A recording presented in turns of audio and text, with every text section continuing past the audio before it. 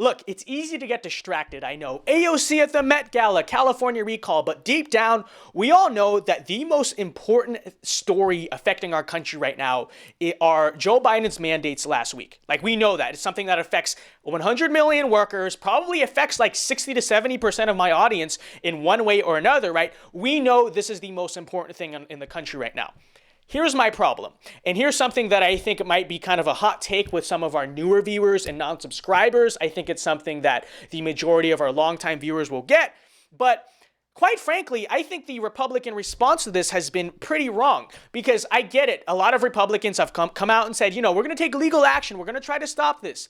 But my issue is the framing of this entire discussion on our side has been an issue of like public government versus private companies. Basically like, this is a government infringement on the rights of private businesses to run their own businesses, which I suppose to an extent is true.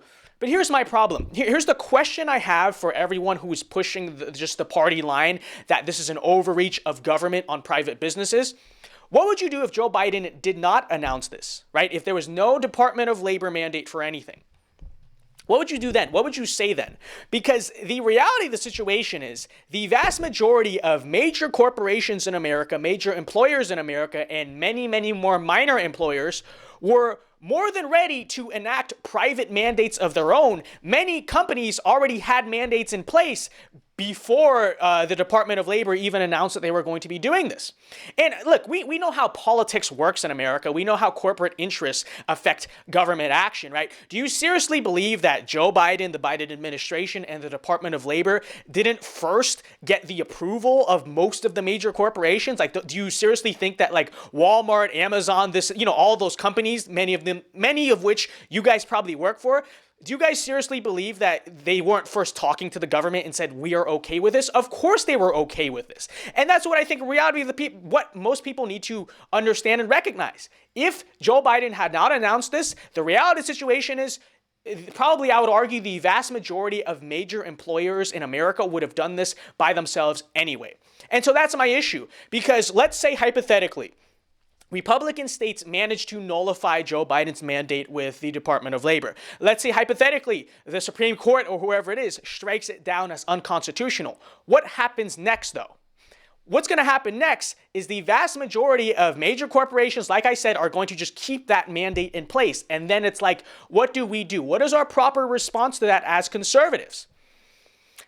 My response, and something that might be, again, kind of controversial, but it's my response nonetheless, and I'm really not going to back down on this, is that hypothetically, if that happens, or just in general, conservatives should take an equally strong stand against private mandates for the jab as they should with public mandates. Like, functionally speaking, for me, I see no difference. And if government should equally take action to make it illegal for companies, to be mandating it on their own customers and their own employees in the same way we're so against the government doing the opposite of that.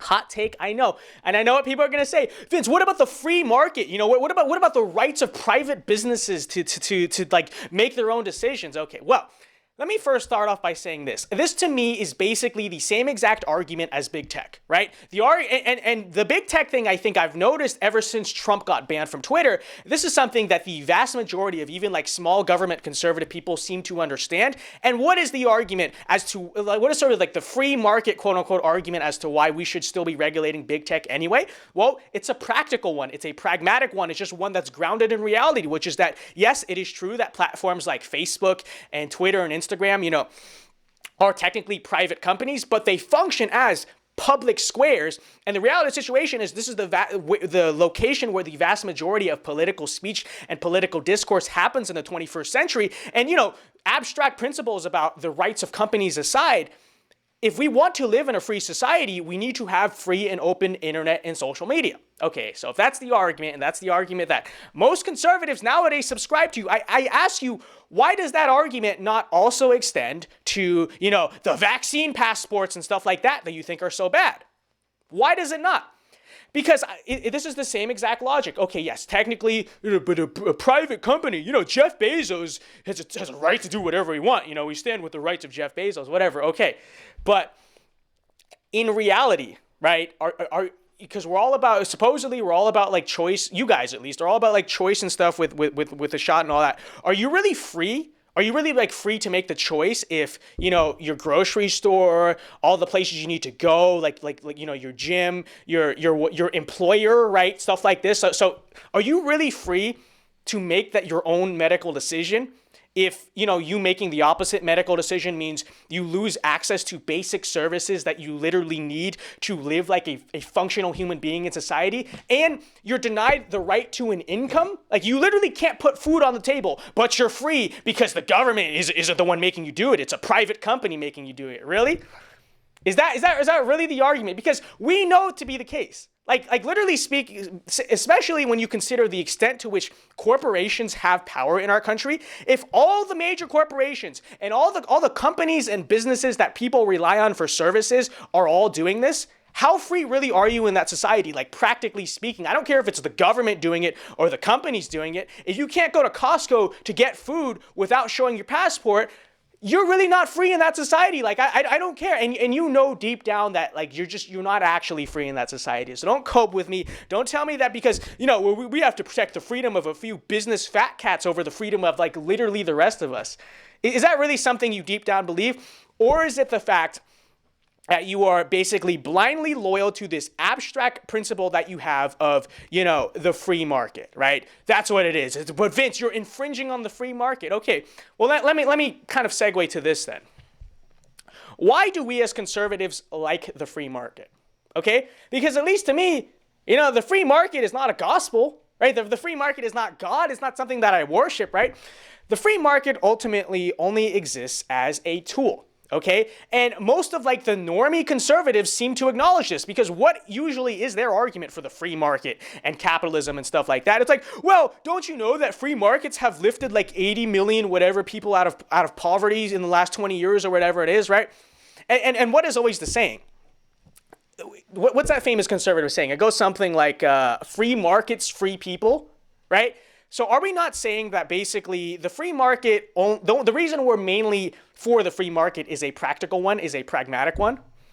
Again, if you're going to say stuff like, well, but it lifts people out of poverty, it works, and socialism doesn't work. Okay, so you're acknowledging then that the free market is not like a moral principle necessarily.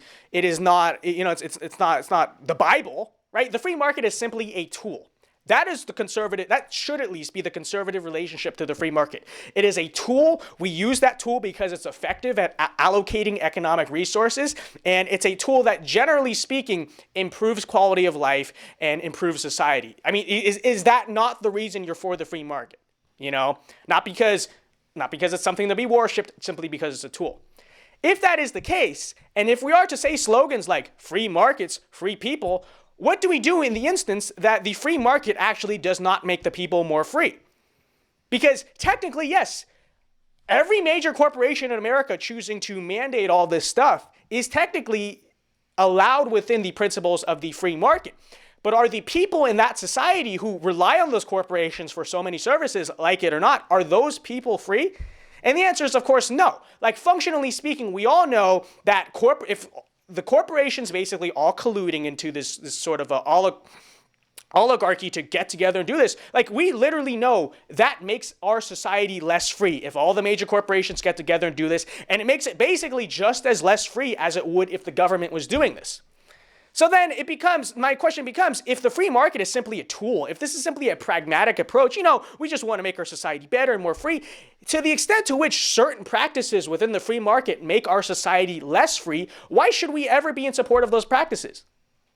Unless you're worshiping the free market, unless you see the free market as like this thing to put on a pedestal. But for me, all it is to me is a tool. It's just a tool that we wield effectively. And so part of wielding that tool effectively and using a tool is using it responsibly and placing limits on what you do with that, So I just don't understand the argument here.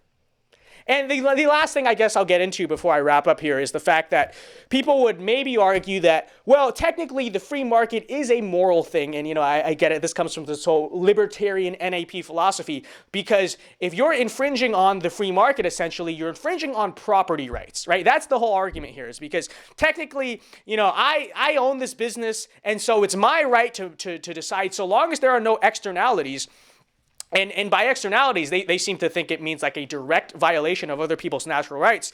If there's no externalities, I basically have the right to do whatever I want. And so the libertarian view of it would be, first of all, as a business owner, you would have the right to mandate X, Y, and Z. But also, if anyone else, the government, whoever else, comes in and says you can't mandate it, that is immoral because it is infringement on property rights, right?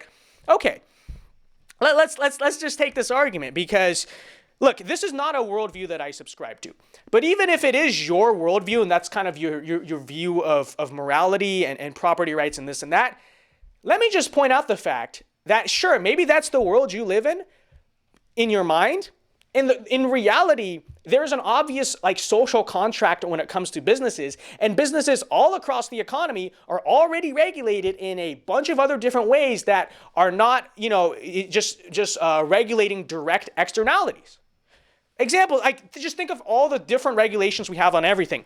Case in point, and what I usually make when I make this argument is the 1964 Civil Rights Act, right? This is probably the prime example of that. So Title II and Title VII of the 1964 Civil Rights Act prohibit private businesses from discriminating on the basis of things like race, religion, sex, whatever, like a long list of things, right? And look, you may disagree with that, you may not like that, but the reality of the situation is that is just simply the precedent that has been set in our society. Government indeed does have the power to regulate the practices and the discrimination or anti-discrimination of private businesses. And need I also point out all of the other types of anti-discrimination laws all over the books on state and local levels. And so that's to say, sure, maybe you also think those things are a violation of property rights, whatever it is. But understand and live in the real world for 2 freaking seconds, libertarian. Understand that these are precedents that have long been set and already exist in our society, okay? And if you really think the issue of, being able to go to the store, go to the movies, go to a restaurant, send your kids to school, work for a living, whatever it is, if you really believe that it is important for you to just have the ability to do that within a free quote-unquote society, I ask you then, why would you not just think pragmatically and just simply say, sure, maybe I don't necessarily agree with all these precedents, but why not just use that precedent, the fact that governmental power already exists, libertarian property rights are already infringed upon on a regular basis. Why not just for once use that power for good instead of for bad? Because we obviously know, and I think we would all agree, that if all these companies are not mandating things, and I'm not mandating the certain thing that we're talking about here, I think we all universally agree that that is a good thing. So why not use power that already exists and precedent that already exists simply to do good? It really is a non-argument for me, okay? And, this is really something that the vast majority, a lot of Republicans, basically most elected Republicans in the country were willing to get up there and say, this is so bad, I can't believe the government would be doing this. But let's pretend, hopefully they are successful in overturning getting, the Department of Labor mandate thrown out. But I'm seriously concerned what's going to happen next. Because what's going to happen next is everyone's going to say, oh yeah, see, now we're free. But yet, all of the corporations that were forced to, mandate that are just going to keep it into place because that's exactly what they wanted. That's what people need to understand. And people need to understand that most corporations and most large companies simply act, as arms of the regime. Okay, the blend between public and private is one. People will talk about big tech versus the Democrats in Congress. They literally work together. It's a uniparty outside the government, right? It's a uniparty across societal institutions. People need to understand this. So anyways, I don't know how schizophrenic this video even was. It's kind of recorded all very fast in one take, but I'll basically wrap up this video, folks. We got some interesting things coming for us this weekend. I'm actually driving a few hours to the Florida-Bama game, okay, which is going to be very interesting. It'll be very fun. We might even vlog it. I don't know. We'll see. But hope you guys have a good weekend. See you guys on Monday or Sunday, whenever it is. And remember, private mandates are just as bad. Okay, see you guys later. Peace. Hey guys, hope you enjoyed this video. If you did, be sure to like and subscribe, and be sure to click some of the stuff on my left for some more awesome content. Also, to follow me on social media, check out my podcast, and some more awesome stuff, be sure to check out the links down in my description. All right? Peace.